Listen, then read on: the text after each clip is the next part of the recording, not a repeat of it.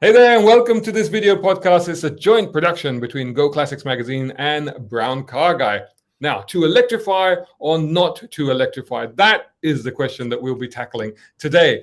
And with the two guests I have for you, sparks might actually fly. I'm Shahzad Sheikh, aka the Brown Car Guy, and as well as being a motoring journalist and content creator for over 3 decades, I'm also the media editor and a columnist at GoClassics.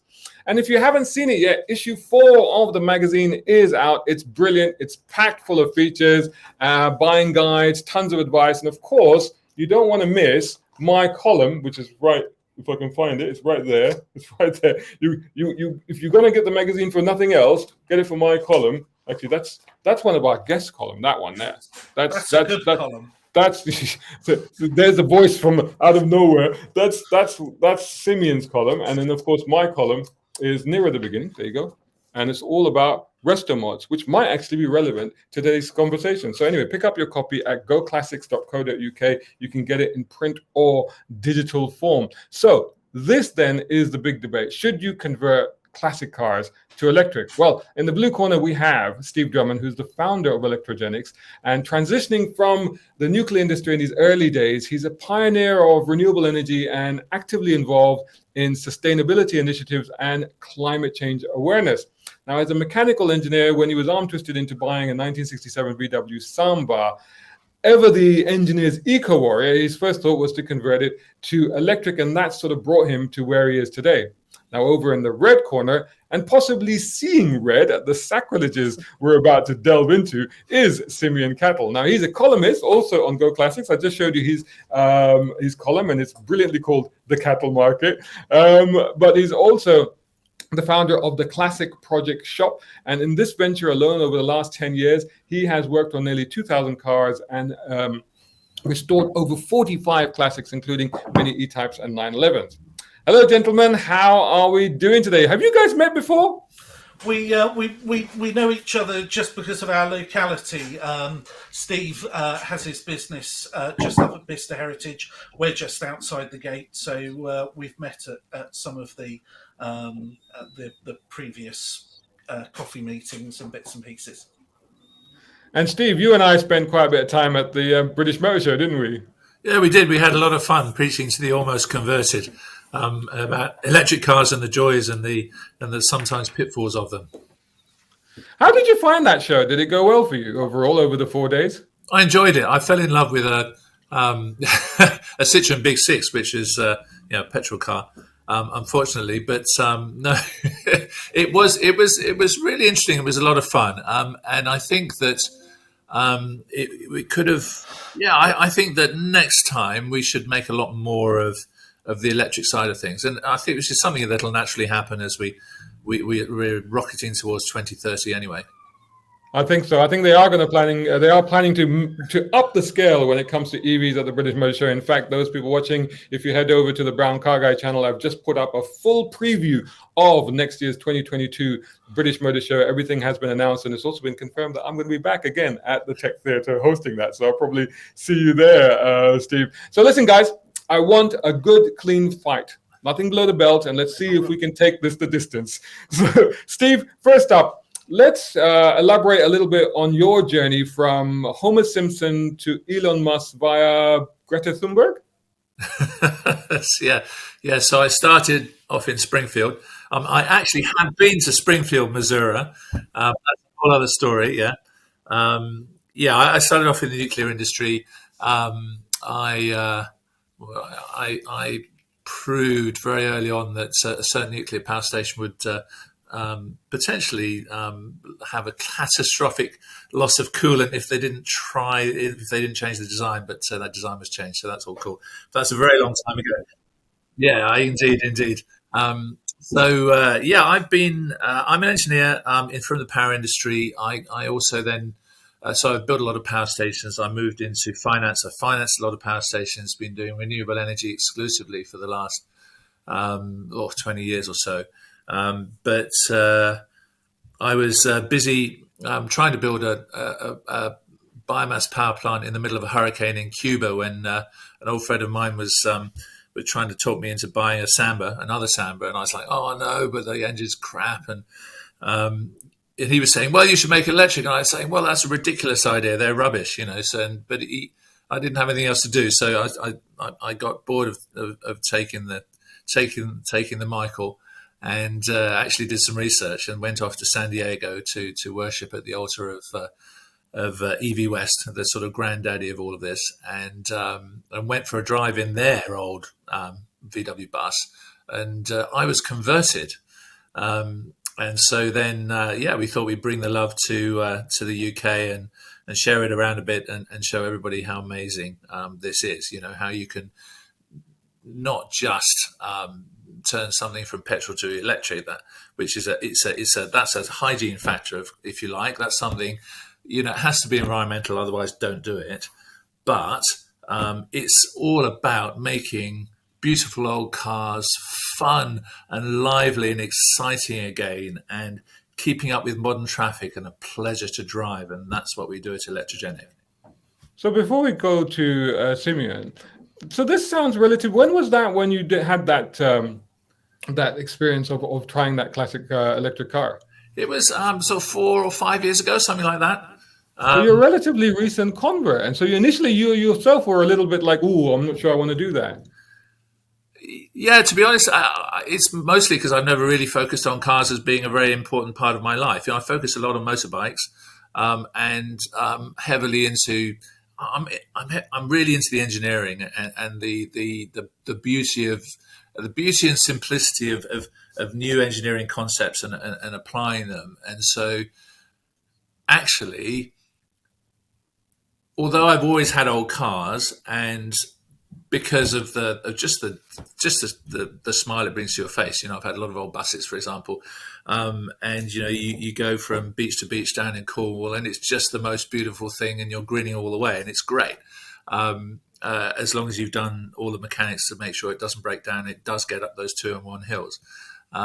But really, what happened when I went to San Diego was I realized that for the very first time, the technology was available to people like you and me to make it possible to make an electric car that was worth owning. And I think that's the important thing. And so that's why I got excited. I got excited about bringing the beauty of the new technology, the new clean tech, to some beautiful old vehicles. And it's the melding of those two things that got me excited. So, Simeon, what do you reckon? Is it sacrilege? He was converted to do this after he actually drove a car. Do you think that this is a bad thing? Well, I think it's not a terrible thing. You've changed your tune. There are many positive points, but I think the one of the big points is that classic cars, by the time they've reached the age they are, 30, 40 odd years of age, they've paid their carbon dues, and they are not an everyday piece of transport. So, it's all well and good to build retro mods, whether they be powered by a different engine or electricity. But they old cars are a piece of our history, and they deserve to be left intact. So, Steve, old cars have paid their dues, so do not need to be converted to electric. Well, emissions are emissions. They still make smelly stuff that comes out of the back end of them, and a lot more smelly stuff than a modern petrol car. But really, more to the point, what we're about is making cars that you want to drive, and that means that you're sort of typical classic car owner he's got his family car, and then there's the little car for doing running around and local journeys, and then there's the ornament that sits in the garage, bounce the other cars to the driveway, and gets used twice a year for going for a run in the Cotswolds or whatever, and then you're worrying about whether you're going to get home again. It turns that car into a reliable daily driver. And then you can throw away your Nissan Micra, not replace it with a new electric car, and avoid the construction of a whole new car. And that's, if you want to look at the environmental side of things, that's really where it wins out. You're taking something which, you're right, has paid its carbon dues, but you're making it into something that replaces the construction of a whole new vehicle now. And that's the exciting part of it. So, Yeah. Simeon, it's an interesting point, and it's a point that actually was made to me recently by somebody else as well. That, if you're looking to replace half of the car park in the UK, we're talking 40 plus million vehicles.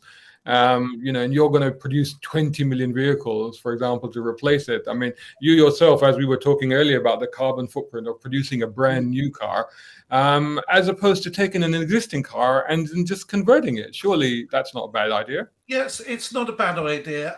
It's really difficult to understand the maths on all of this. Volvo have just brought out some information that's published on their Polestar website, where they suggest that the difference between producing an XC40 as a pure petrol car and their electric car is 10 tons of carbon.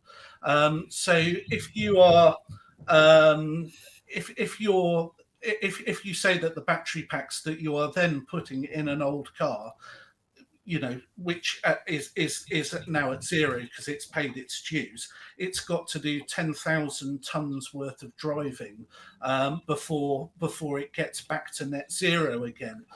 So there is the whole thing about tailpipe exhaust gases, but I think that's easily offset by damage to the environment in taking lithium out of the ground. So I think you just end up trading all the time. So I think to sit down and say that there are green credentials for it, there are, as long as that car then goes out and does 6, 8, 10, 12,000 miles a year. But the reality of the classic car park, it does a very small amount of mileage, and it's there for historic purposes. So we're not talking about taking say a 12-year-old Fiesta and putting an electric motor in.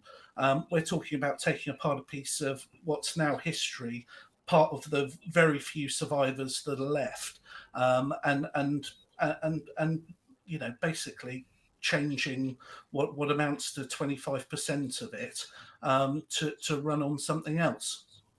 So, Steve, what Simeon is saying is it's very little impact. The cars aren't used very much. But however, from the vibe that I'm getting from you, surely you're suggesting that actually by converting the classic car to electric, you're actually making them more usable. A point again that was actually in a recent video, you guys probably know them, is London Electric Cars, and had a conversation there with Matthew Quitter. And one of the things he was saying was that in the morning you get into a classic car, you have to put the choke on, you have to warm it up, you don't know if it's going to start, etc., etc. But once you've converted to classic, that's never an issue. As long as it's charged, off it goes. Yeah, well, that's right. I think there are a lot of statistics that you can quote. And I think Simeon was comparing the difference between making a new electric car and a new petrol car. And of course, what we're doing is neither of those. Well, no, what I was saying was that the net difference between the battery pack. So if you're putting a brand new battery pack into a classic car, then all of a sudden it has 10,000 tons of carbon to use up. Okay, so I mean, you have inspired me to do a blog, do some research, and do a blog on the entrained emissions in a battery pack, and where they arise and how they can be dealt with. So I will do that. I promise. In my spare time at New Year or something. I don't know. Shahzad, your point was that it makes an old car usable, and that's our point too. It changes your third car, which you use occasionally, into your second car, and so you do use a lot more, and you use a lot more because it's fun. If you can drive around in a Nissan Leaf, or you can drive around in a classic Beetle that's been converted to all electric. And in 5 years' time, your classic Beetle is still worth the same amount of money. Your Nissan Leaf has depreciated to nothing. And you've had 5 years of driving around with a big grin on your face instead of, just a look of boredom and wondering what's for your dinner. So, as you would expect, what I'm doing passionately is building cars that people want to drive. And so I'm enthusiastic about that.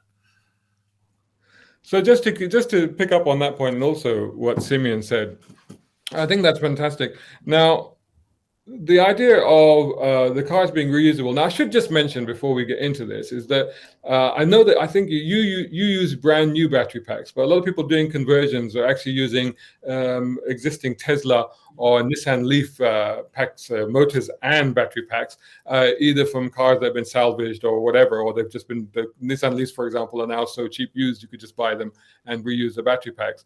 But you're talking about new battery packs. Now, what about the impact that the production of those batteries is having? And you mentioned earlier mining lithium from the ground.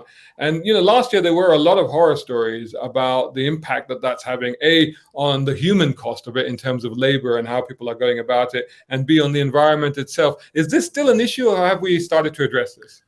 Yeah, you need to source your raw materials responsibly, just like you do with iron ore, and just like you do with petroleum extraction, and just like you do with all of it, really.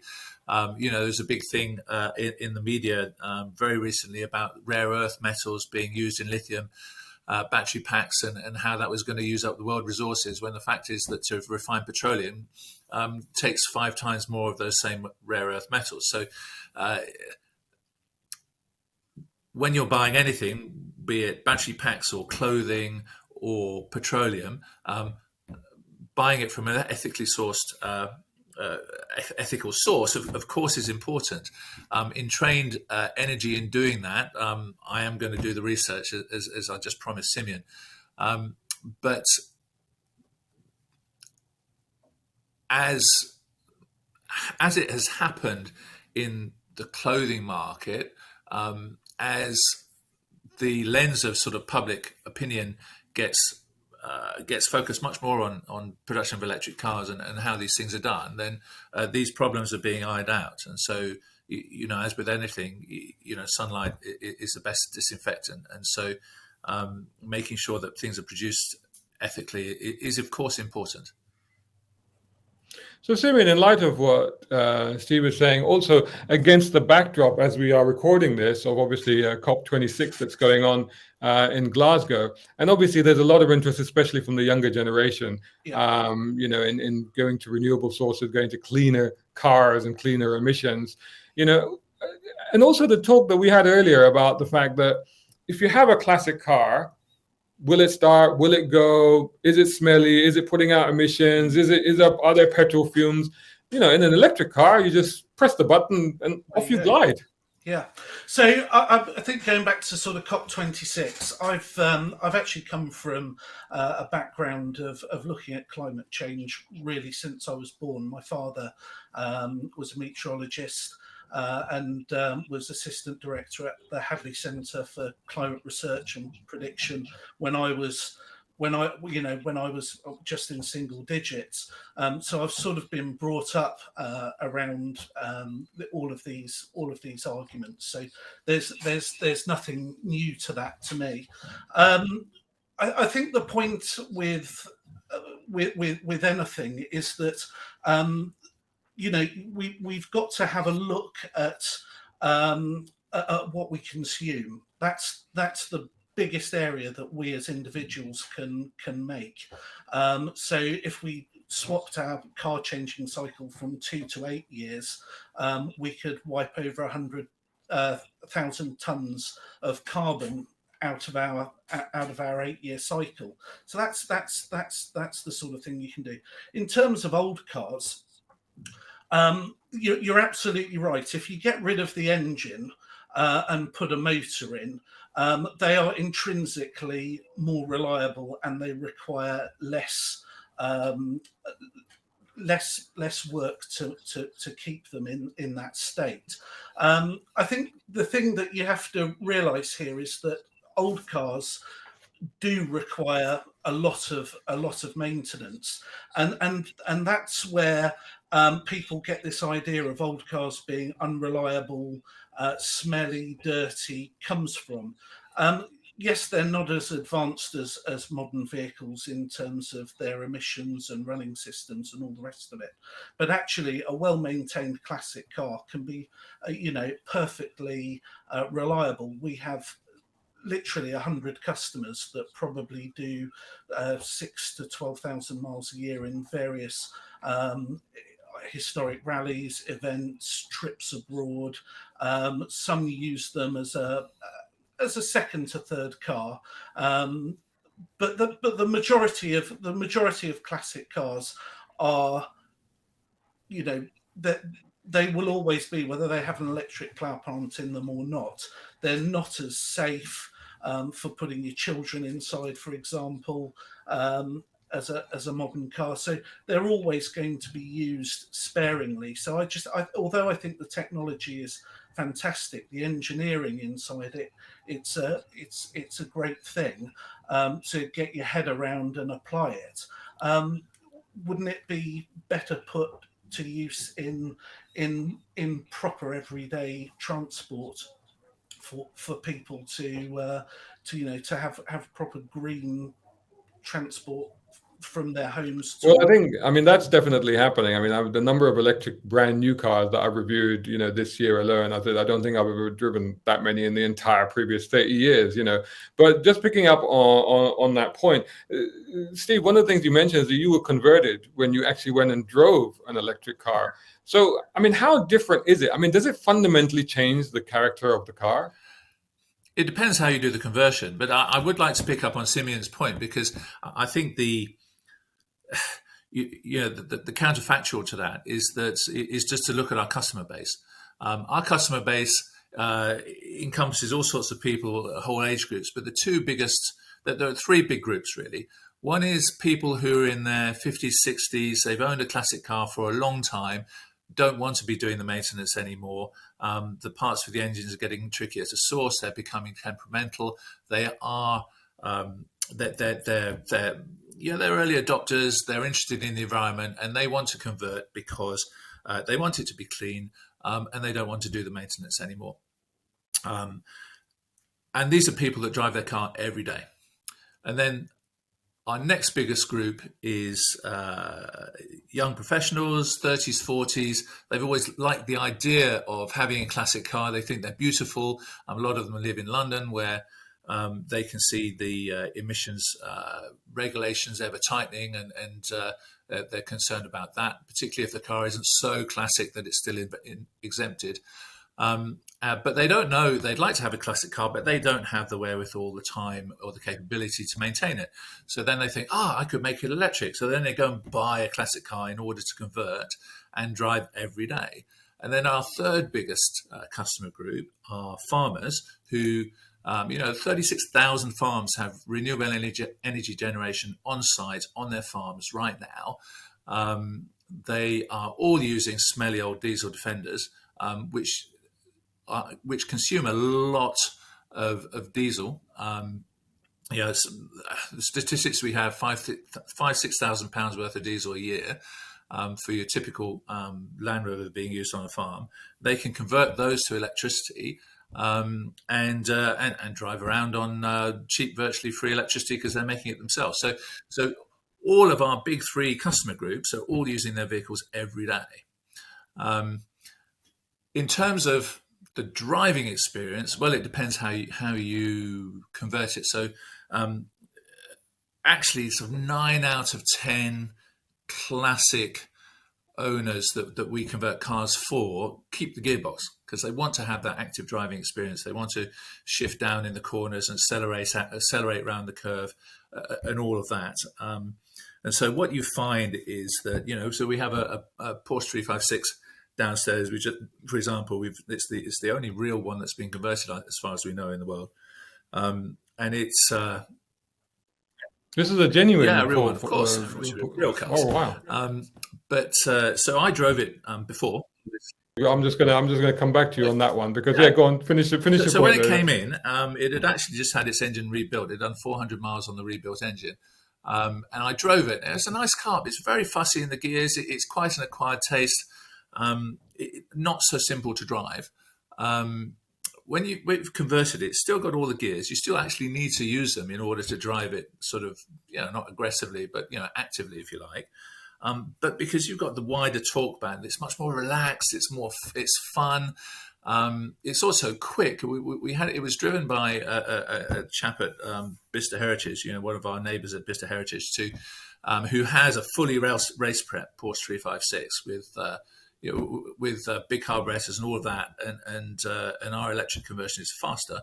And Wow. it's just a joy to drive. I've driven it a lot of country miles between shows and so on, and it's just lovely. And after we delivered it to the customer, he sent me a little video of his wife driving it and saying, "Wow, this is the first one of your cars I've ever actually enjoyed driving. You should convert all of them to electric."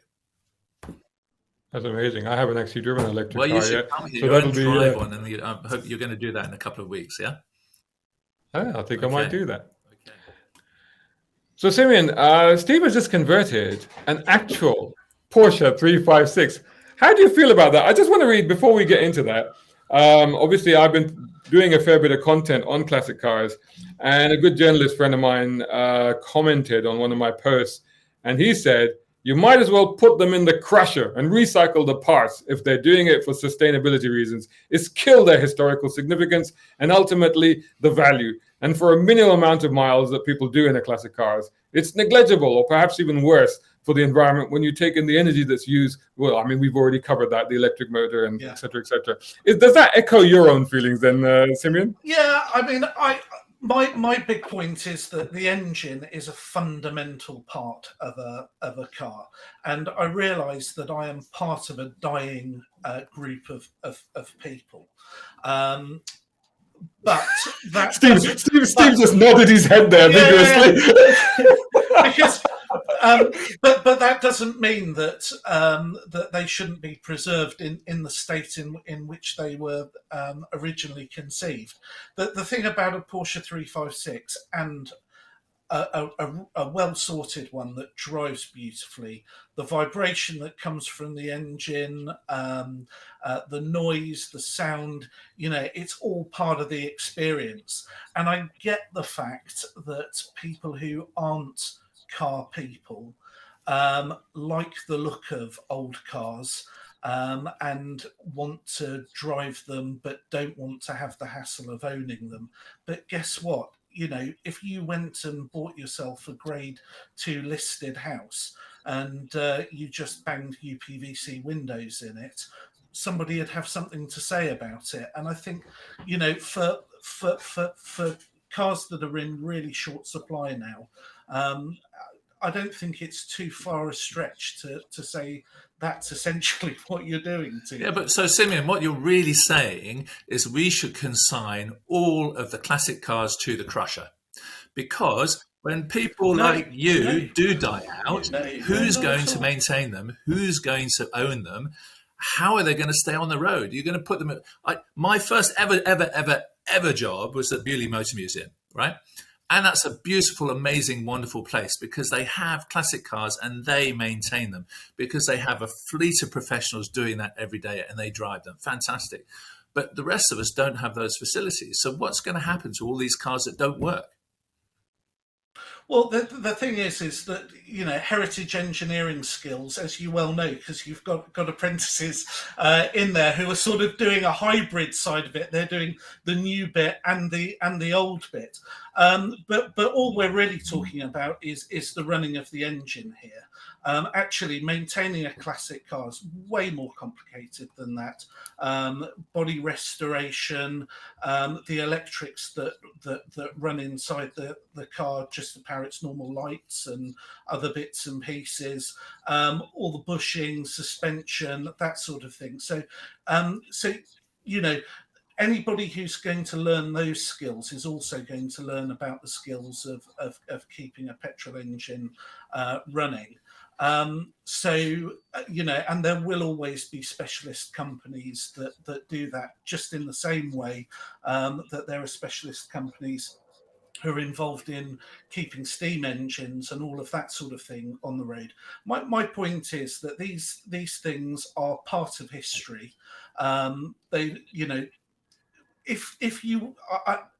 and by and large, they should be left as such. If you want to use the thing about using classic cars every day is that frankly they're not very safe to drive. They have no airbags, no anti-lock brakes. The suspension is relatively archaic. Steering is relatively archaic, and they were designed very much to be part of their parameter. So a Volkswagen Beetle was designed to have about 30 horsepower in it. So if you then put even one of the lower powered battery and electric motor units, all of a sudden they've got 100 horsepower. So it's my point is that just because it goes better doesn't mean it stops, goes round corners, or when you hit something, deforms in the same way that a modern Nissan Leaf would do. So what you're arguing Can I come in is on that this? people Because should never drive their classic cars ever, because you can't say. Yeah, so let me come in on this, Steve, because it's interesting. Because I'm really torn at the moment, because I started off a few months ago as a complete EV skeptic, and then of course I spent a lot of time with you, Steve, at the motor show, and with quite a few experts. And recently I went to, like I said, I went to see London electric cars. Now the thing about these cars is that I still struggle with. So for example, I know I very early on, I think it was last year, I saw a company had converted a Ferrari 308 to electric. And to me, that was like, oh my God, but it's a Ferrari and that's the engine. And how could you do that?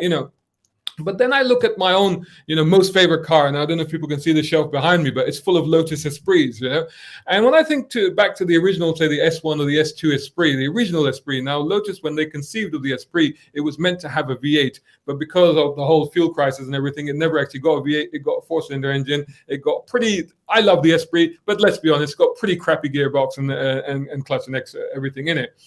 So suddenly I start to think that, well, the reason I love the Esprit, and I'm not a DIY enthusiast at all. I don't like tinkering with engines or mechanics or anything at all. But the reason I love it is because of the shape and because of the fundamentals of how it handles. So all of a sudden I'm thinking, well, what if it was converted to electric? Because it could be better. And recently I had this conversation where somebody was converting an old Bentley to electric. And it was like, well, why would you do that? There was two reasons. A, because they don't use it very much. And where they use it in central London, you don't have to go very far and you don't have to go very fast. But more importantly, his daughters refused to get into the car because it's a big, ugly, smelly combustion engine car. But he wanted to share his love and passion for that car with his family. And by converting it to electric, he's finding a level of acceptance for that vehicle that he wouldn't have had otherwise. Yeah. And when you come and see us, you can see a Lotus Elite being converted just the same. It's a similar thing. But probably my favorite conversion. People ask me, "What's your favorite conversion?" And the answer is it's always the latest one, because we always put something new in. It's really exciting. But the one I was really, really, really in love with was a Citroen DS. So we did a beautiful conversion, including repowering all of the hydrogen pneumatic suspension, all of that tech. Great, I love all that stuff. But nobody ever bought the DS because of the engine in the first place, and it was just destined to be electric. You can see that by looking at it, and it drives beautifully now. And so why wouldn't you do that? Why people put Mazda engines in TR6s, and people do all sorts of things with cars, just because instead of putting a bigger petrol engine in, you make it electric. I don't see how that's really any different, or how it's more sacrilegious. People have been modifying cars since cars were invented, and this is just another thing on the same continuum. So, Simeon, you've worked on 2,000 cars over your time at the Classic Project Shop. Would you be comfortable working on an electric classic car that rolled into your shop? Because there's going to be more and more of them out there now, aren't there? Yeah, it looks that way. I think actually it's one of those things that you have to do a really serious check through your own sort of health and safety with. Certainly, if you're going to work on modern EVs, there's all sorts of extra equipment that you need to make sure that your guys are safe working on them. I mean, these big DC batteries, they give you one hell of a jolt, and it hurts while it kills you. There's no doubt about it that if we're going to How would you, Steve said, how would you know? Anecdotally, but DC, there's a reason why we don't have DC current in the walls of our house, for example. It's a nasty thing if you get zapped by it. So there's no doubt about it. If electric cars become part of the classic car movement, and it's the sort of thing that we're going to get involved in looking after, then we will need to properly train our staff. We'll need to have defibrillators on site just in case. And you also need proper insulating apparatus before you start getting involved in looking at the battery pack. So, Steve, how dangerous are these cars to work on? And also, to a previous point as well, which Simeon made about the safety aspects of the car, putting aside the crash safety aspect of it, because obviously that is that's a structural thing. But in terms of like a resto mod, if you're restoring a car, if you're changing the electronics or you're changing the drivetrain of the car, then you could change the brakes, you could put power steering in, you could put you could put ABS in, you could put ESP in, you could do all that. Absolutely. I mean, I've never met an E-Type that hasn't been modified ever. The people put air conditioning in, they change the brakes, they change all sorts of aspects of the car because they want to make it actually nicer to drive. What we're doing is very similar. For a company like us, so we are doing the fundamental engineering, basically what we do is we buy in the motors and the batteries, and all the rest of the engineering is our own. So all of the drivetrains, all of the electronics, charging systems, battery management systems, vehicle management systems, everything that drives all the original gauges, so it still looks the same on the dashboard, and you repurpose your fuel gauge to show your state of charge, and all of those things. This is all our own engineering, and including building up, designing, and then building up the battery packs. And so, of course, in a business like ours, you need all of the normal health and safety and safeguards and proper training and so on. Of course, we do all of that. If you're working on the car as a third party, once we've made it, it's a different kettle of fish.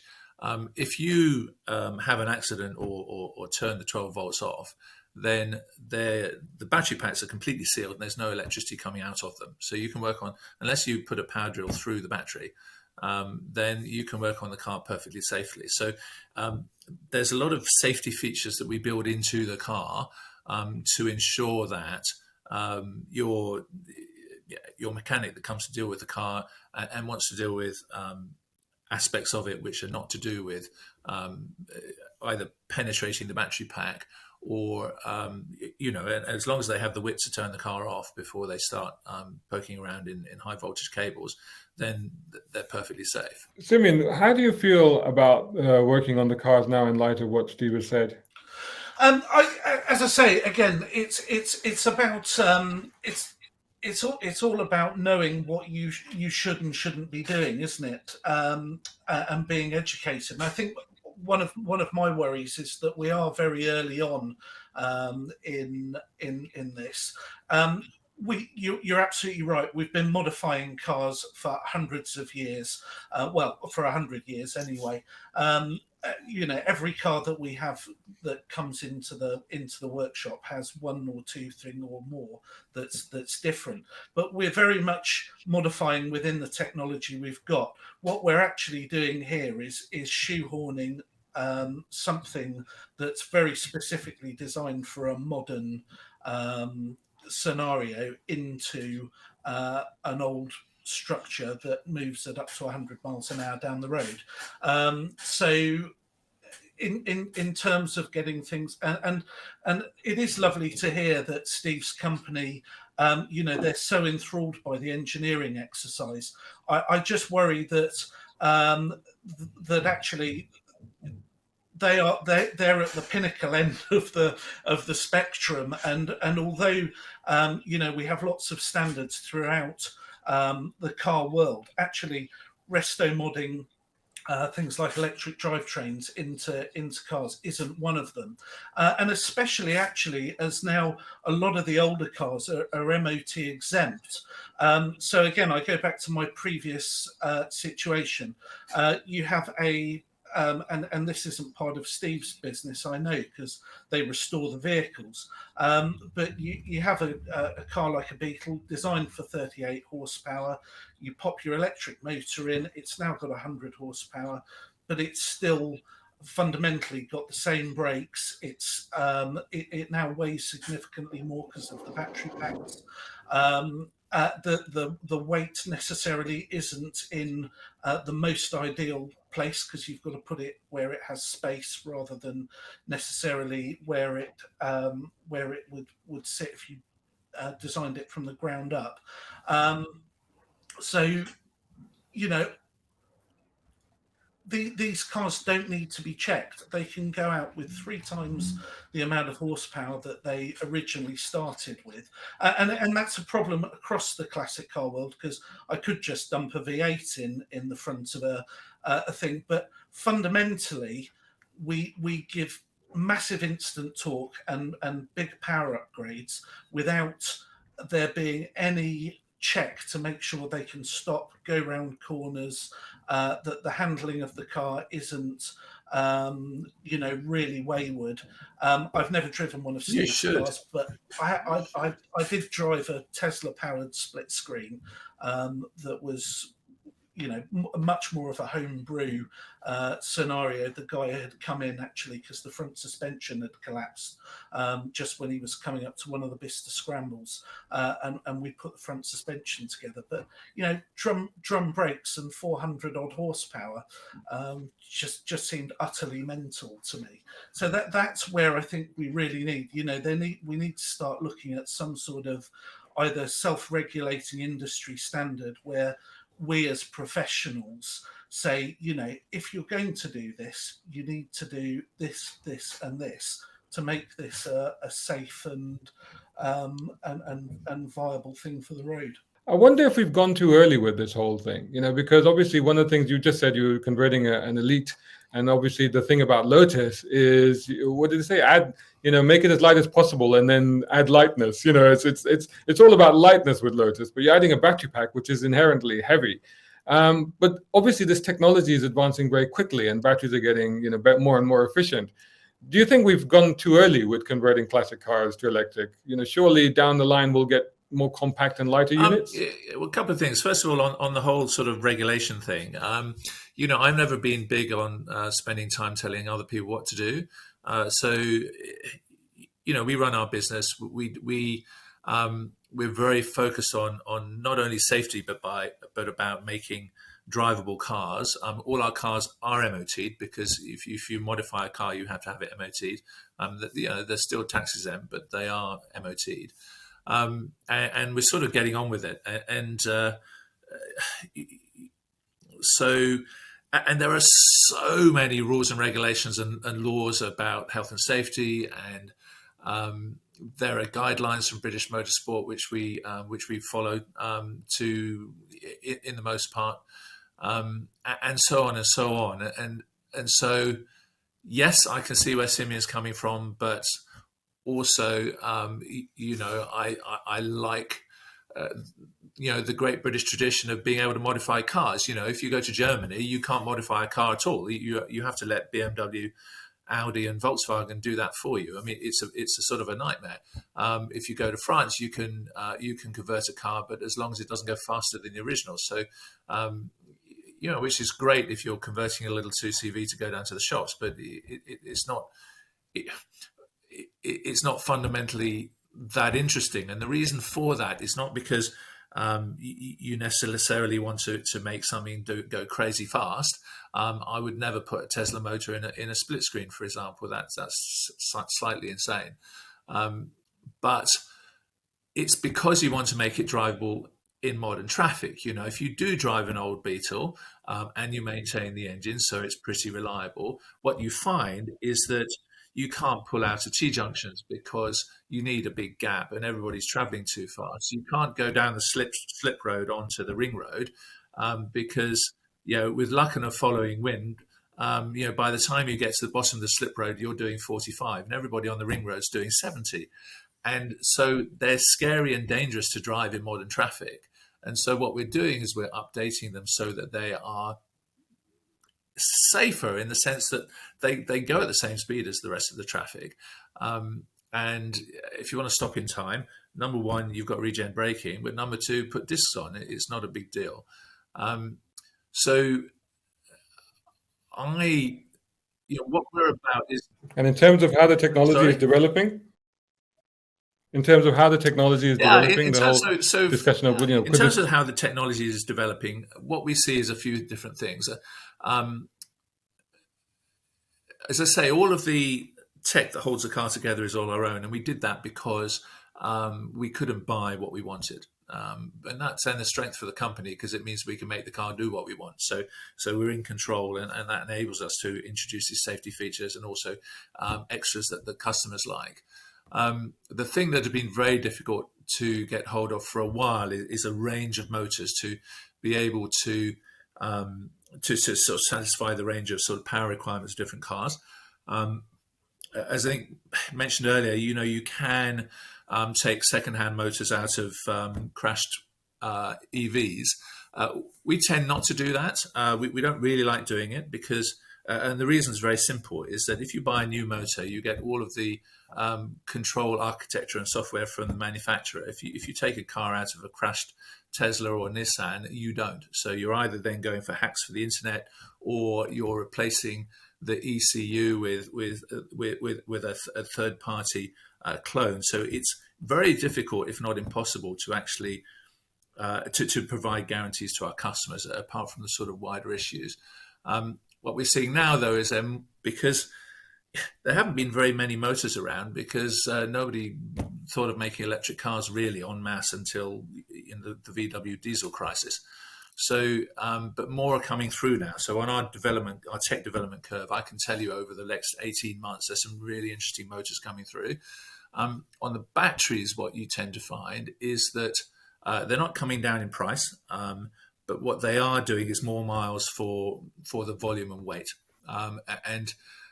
So the price per kilowatt hour is pretty constant, but the number of kilowatt hours you can get into a car for a given size of battery is increasing. So, but in any case, I mean, you made some assumptions in the various comments you made about it makes the car heavier and so on and so on. I mean, our E-Type is actually 100 kilos lighter than the original and drives like a dream. The Beetle, for example, is about 80 kilos heavier. Much of that's in the front. So what we've done is we've taken out the sack of cement that used to be in there in order to keep the front on the road in the old guys, and put some batteries in there in front. We make sure that the batteries are distributed through the car so that the balance is actually often better than the original. So, again, it's about the engineering. Did we start too early? No, because what are we supposed to do? Wait until the big OEMs have done so much catch up that there's some products that they may deem to drop into into the wider market. I think we might be waiting for a very long time if we're going to do that. So now's the time. It's a great renaissance opportunity for British motor trade, for small one-offs, for small volume manufacturers, for car restorers, for all sorts of people. It's a whole brave new world, and that's one of the exciting things about it. Wow, you know what? I'm really getting convinced by this, and I'm looking forward to coming up and meeting you and driving one of your cars. I think that might really seal the deal for me. But in terms of what you said, it is sounding more convincing. I still have an issue with taking rarefied cars and something that is exclusive. For example, I know a company is converting Aston Martin DB5s and DB6s, and I'm like, oh, I don't know about that. But there are a lot of everyday cars that can be converted and used every day. And I think that, there is definitely a future for that. Now, I was hoping that this was going to be a knockout punch at the end of, okay, so I thought that Simeon had actually left because I thought he had decided that he was not going to win this fight, but he's back. And I think I'm going to give him 1 minute, literally 1 minute, to initiate a counter blow before he goes away. And is this, Simeon? So is this the last gasp of the internal combustion engine? I hope not, no. I think what electric cars are a really interesting engineering exercise. I think that they are a cool hot rod of a modern car, of a classic car, but ultimately I think they're just a curiosity for a smaller amount of people. I think what we really need to focus on is the fact that these old things need preserving. They're not doing too much damage to the environment, and there are loads of other ways in which we can bring down our carbon footprint rather than changing a classic car to electric. But let's all go and have a drive-in one in a couple of weeks and see perhaps whether Steve can change my mind. Okay. There you go. It might just happen. All right, gentlemen. Thanks. I'm glad that this stayed clean. There's no blood on the floor. It's all, it's all good. We're all buddies. We're all even friends. And you know what? We might be getting into electric cars. You never know. Thanks so much, gentlemen, for joining. And hope you guys enjoyed this review, this podcast. And we'll catch you all again very, very soon. Take care. A big shout out and thanks to Jay Williams over at Air Technic, who are my top tier sponsors. Check them out for exhaust, brakes, suspension, and even body kits. Also, much appreciation to my tier 4 sponsors, Muhammad Ali Ahmed and Tom Conway Gordon. And of course, all of these other guys who have joined me on Patreon. Without their support, I can't be creating the content that I am doing. Perhaps you can join them. Head over to patreon.com/browncarguy. Even if you can't do that, make sure you're subscribing and sharing this channel, which of course is youtube.com/browncarguy. Also subscribe to browncarguy.com and follow me on all the socials. Just search for my hashtag, which of course is #browncarguy.